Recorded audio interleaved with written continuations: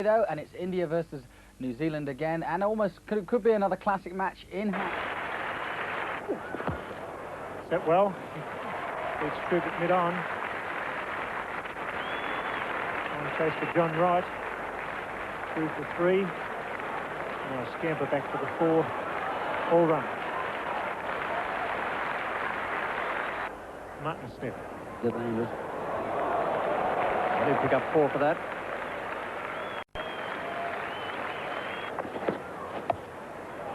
I think that one's okay. First bounce into the crowd. 10 runs have come off the last 3 deliveries. 2, 4, 4.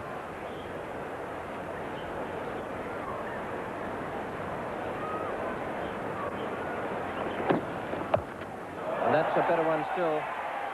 Straight in to Botham. 16 off the over from Martin Snedden, and England none for 37.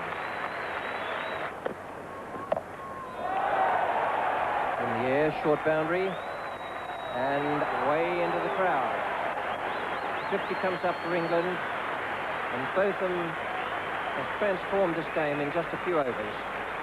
Chatfield to Botham, and he's picked the gap on the offside, made his own gap in fact by hitting it beautifully away down the ground.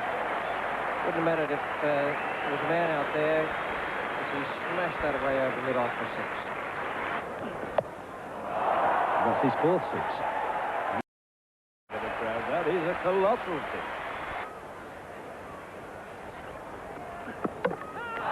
That's the end of Ian Botham. It was a good innings, 65 out of 75 made. And in only the 16th over, Botham has been dismissed. And that's given England the chance now to go along to a total of 240, 250. Stump round over square leg with that short boundary, looking for another 6, but that's been a great innings from Ian Botham. It's 1 for 75. Tavare on strike, on 16. Chatfield the bowler. And he's going to be out.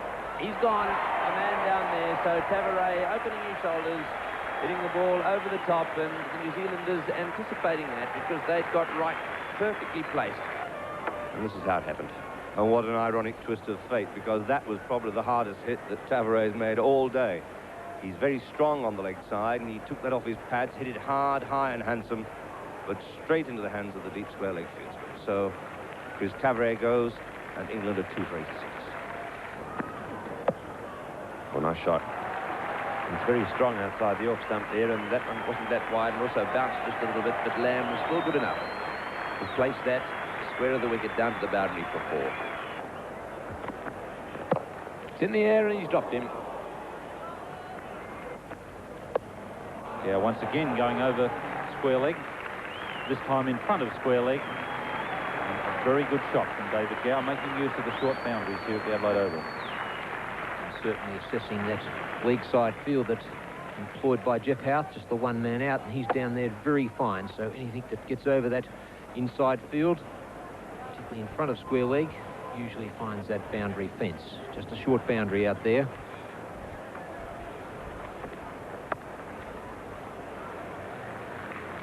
Gary Troop at deep third man. And Alan Lamb very quickly coming back for the second, but not quick enough. He's been adjudged run out by umpire Dick French. A very good return from Gary Troop. Well, Alan Lamb, I'm sure when he set off after that shot, only had it in mind to go for a single, but a good return from Gary Troop and a good quick take by Warren Lees. He got it down to the stumps, dislodged the bails, and an excellent decision there by the umpire at square leg, Dick French. And the end of a good little innings from Alan Lamb, not quite enough, but England 3 for 121. Here's Gary Troop. It's in the air, but safe. 4 more, and Jeff Howe's not going to be too pleased about that.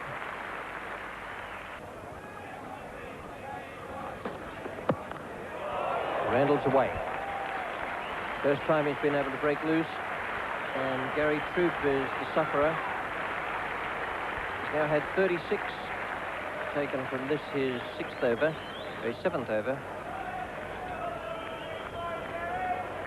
And Randall, for the first time, is able to do what Tony Greig was suggesting. Take boundaries as well as give David Gower the strike. Yes, that is a good shot. And there's a man back at square leg. For the one played square of the wicket, he didn't. He played it straight. I don't think Jeff Howe is going to be very pleased about this at all. And in fact, Howe is making strides to get across to Troop to have a word with him. Great shot. Yes, that was a beautiful shot. It's a short boundary down there, and it's 4. 19 runs coming from that over. Randall moving back to play the shot through the offside and hitting it for 4. 3 for 163. Martin Snedden has to come back. He's come back and play in place of Richard Hadley.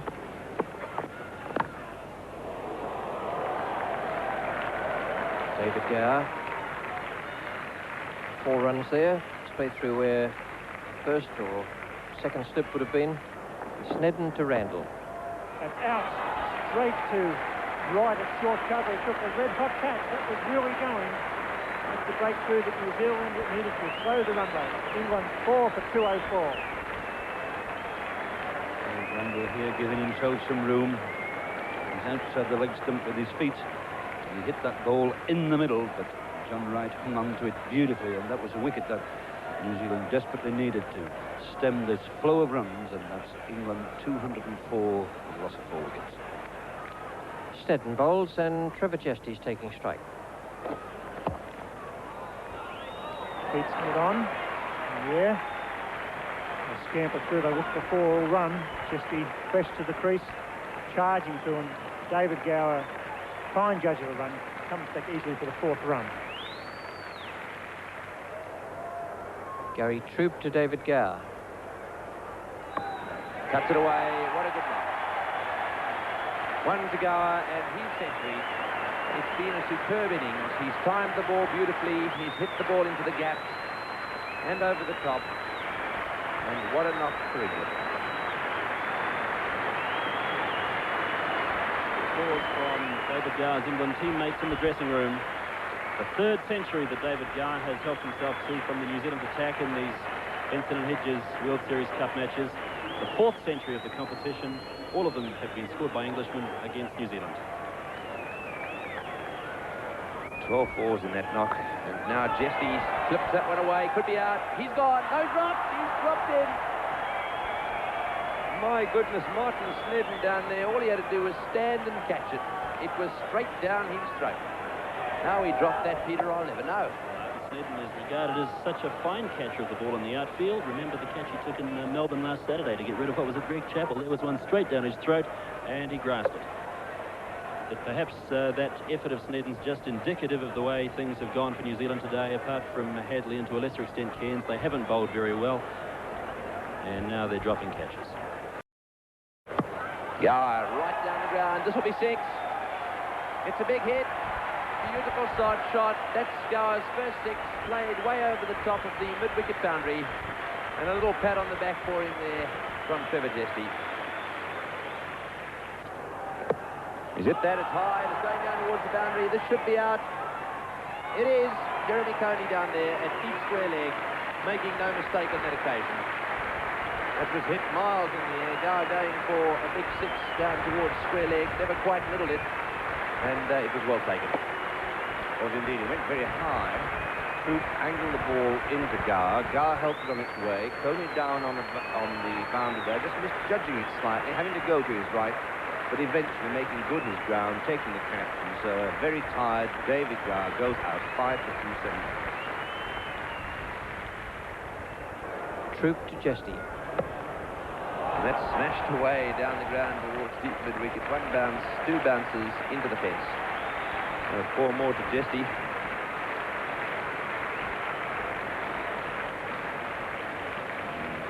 Jesty really has been a breath of fresh air in this England side. He's not afraid to throw the bat at anything that goes down the leg side, and on this occasion he really middles it and sends it 1, 2, 3 bounces into the fence for 4. 3 balls remain. 282 on the board for England. Jesty has 39 of those runs. Can they score another 8 runs in the remaining deliveries? Well, that's 6. That's a big 6. Over the top at square leg. There's a man down there, but he would have needed to have been 35 foot tall if he was going to make any impression on that one. Middled away down to square leg, so 6 to Trevor Jesty. And now England are just 1 run short of the best ever score in the Benson & Hedges World Series Cup. With 2 deliveries remaining. And I think there's no doubt as to what Jesty will do for these 2 balls. He's got on to 45. He could easily get his 50. Just 2 more balls remaining. Can he get to his half century? And this is the last ball of the innings. An innings which has featured some magnificent stroke by Gower and both of them in particular, and latterly Jesty. No ball called, so they'll have to bowl another one, and that's the record. I was just thinking then that Ian Gould came in to face 1 ball. It was going to be his first and last delivery of the game. And now he gets off the mark, and yet another ball to be bowled. And the record now gone. And Trevor Jesty, too, has another opportunity to see if he can get himself a 50. He's got 46, so a 4 will do. 290 the score, 5 wickets down. The last ball of the innings. He smashed it, and it'll be 6. That's Jesty's 50. Over the top of deep square leg, Jesty undefeated on 52. What a useful quick-fire innings that was. And so England now have finished their innings in 5 for 296. A very, very big score.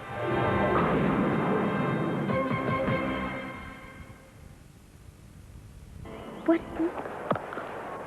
One in the air. That's safely away to the boundary. So a good over there for New Zealand. None for 13.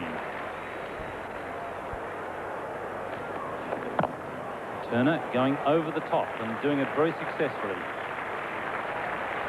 Didn't try and hit that one too hard, just timed it. Made sure that he cleared the infield. And a good boundary from Glenn Turner. Robin Jackman again. He was none for 17 from 2 overs, been very expensive. He's again short. And Glenn Turner in good position for that. Racking away a square cut. Oh, and there he's got him. Glenn Turner backing away, and once again, Willis, by keeping that ball up and at the stumps, has had success over Glenn Turner. That'll please him no end. Badly played by Glenn Turner. Just a matter of Bob Wills pitching it there, and the in-swing just doing the rest. Well bowled. There was no panic about Bob Wills. He just continued to bowl at the stumps and knew the inevitable would happen. So Glenn Turner, so a big blow for New Zealand, out for a quick 23. New Zealand 1 for 26. And Jeff Howarth comes to the wicket with a big job ahead of him.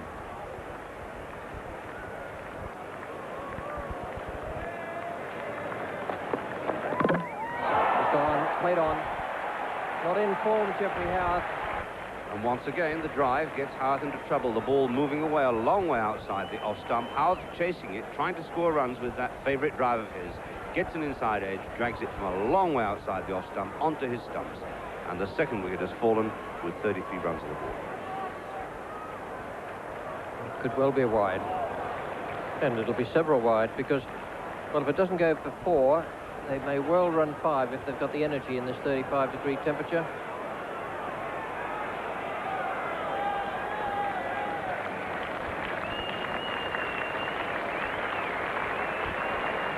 A wide signal there by umpire Dick French.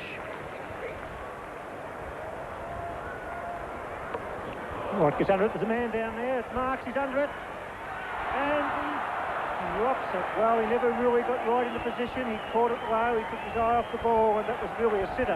Marks not making his ground, catching it below his eye level. Just he dropped it in short, right, picked it up straight down his throat. He walked below the eye level, and Cardinal sin in the outfield, and it's 2 for 53. This time he sweeps in the air. Slam, he won't drop it. Oh, he does. Dear, dear. What's happening, Fred Ferdinand?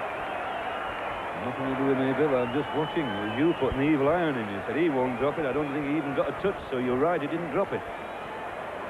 But this was to somebody like Alan Lamb. You're quite right, Bill. He's such a good catcher of the ball.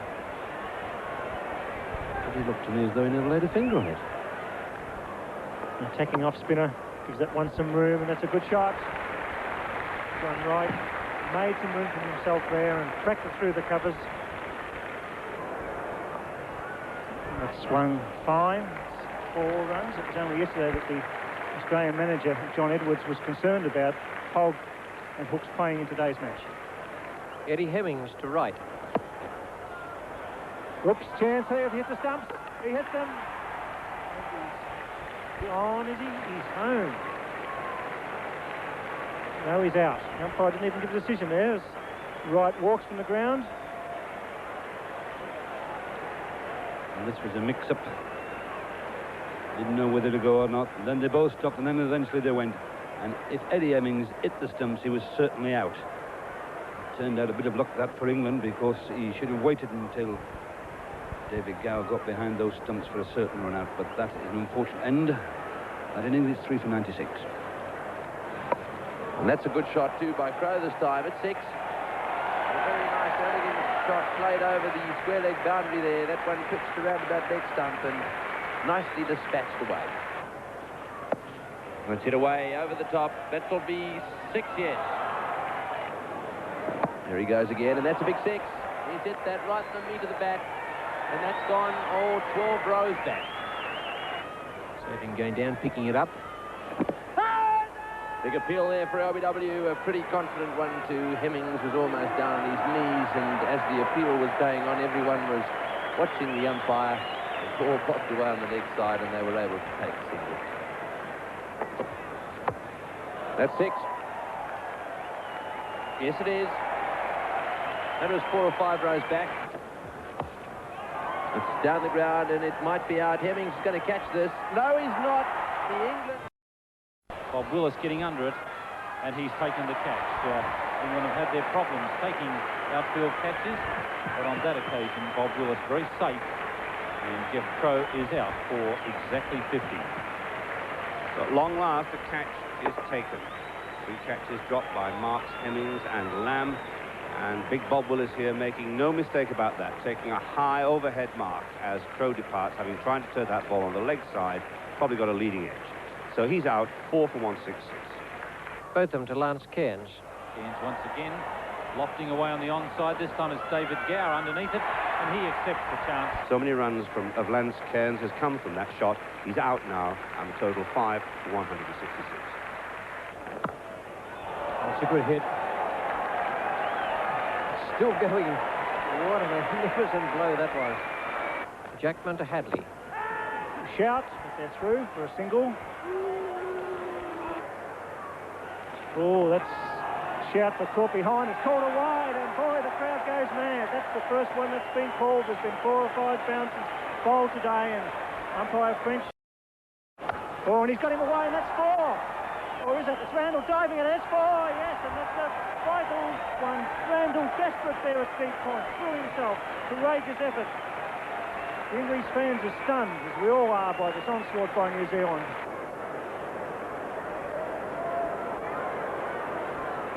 Deep breath also, why not? And it's up in the air. Taveray, he has a look, he throws the head up. He's not looking all that good, but he's getting there. He doesn't get there. Not enough desperation, Chris Taveray. Bob Willis drops his head and they scamper through for 3 runs. Can you believe this? The lion being tamed. The outfielding's been ordinary, to say the least. 16 runs from this over, Bill, and that was a catch that should have at least gone to hand. Chris Taveray searching for it, looking for it in the air, and then actually pulling out of it at the end. It wasn't a desperate enough cricket we saw from Derek Randall in the previous ball. He really went after it, but Taveray was prepared to look at it, just getting away from him at the end. It's in the air, and there's a man out there. This is a catch that could be taken. Yes! Adelaide departs from full match for 79. 287 for 6. The English supporters come alive. Bob Willis is unmoved.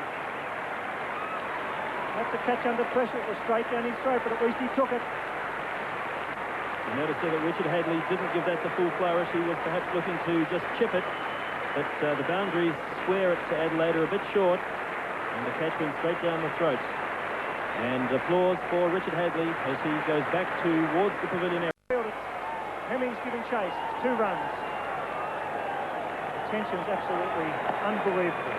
I think the crowd are stunned. The side chasing 296. The best ever performance by Australia. R2 record's going to be broken in the one day.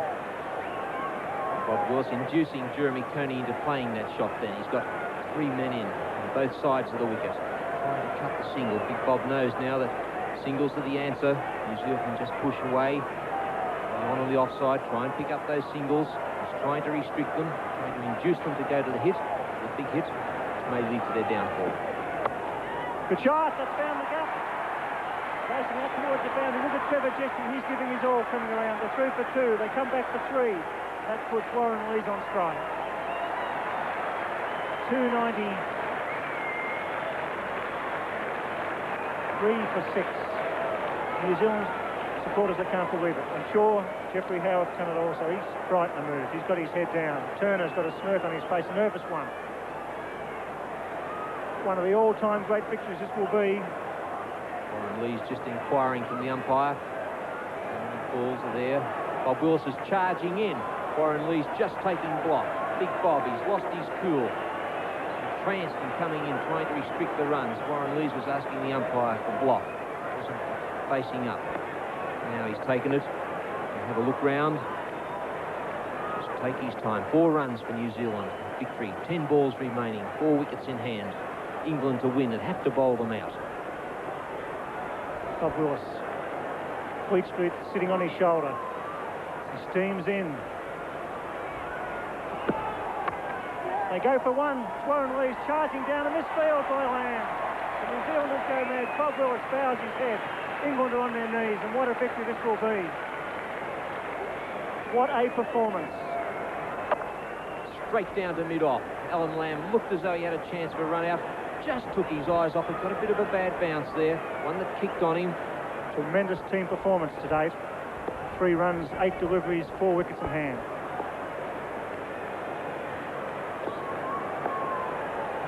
Englishman charging in. They've got the 2-8. That's a good hit. That'll be it. Down the ground. They're through for 1. Tavares chasing. 2, 3, 4 in New Zealand. 3 and they've won. Look at Jeremy Coney. Look at the New Zealand dressing room. And why not one of the all-time great performances? Jeremy Coney, substitute for Edgar. He criticised the selection, but he's played superbly for his team. The crowd has gone mad at the Adelaide Oval. The New Zealanders standing. The crowd waving, and what a performance, 6 for 297. That is an astonishing performance by New Zealand, an equally astonishing one by England, I must say, because they didn't play it very well. 3 vital chances went down, and 74 runs were added by New Zealand from those 3 misses, one by Lamb, the other by Marks, and the third one by Eddie Hemmings. A fine performance that from Jeff Crowe. Lance Cairns hit brilliantly. Jeremy Coney and Richard Hadley, a partnership of 121 in 73 minutes. But what a disaster for those England bowlers. Bob Willis bowled well, I thought, so too Robin Jackman, but the other 4 were absolutely thrashed out there by those excellent partnerships from the New Zealand batsmen.